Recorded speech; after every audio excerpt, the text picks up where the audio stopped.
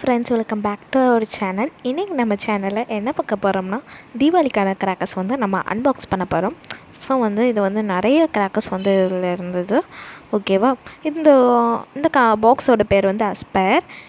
இதோட ரேட்ஸ் 2000 சம்திங்னு இருந்தது. இதில் நம்ம ஃபுல்லாக ஓப்பன் பண்ணக்கப்புறம் இது பயங்கரமான இருந்து எல்லா விதமான பட்டாசும் இதில் இருக்கும்.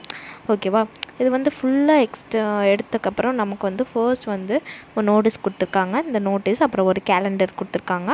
அப்புறம் ஃபர்ஸ்ட் நமக்கு கிடைக்கிற ராக்கெட், யானை ராக்கெட். ஓகேவா? இது யானை ராக்கெட் தான். இந்த மாதிரி விடணும் போல்.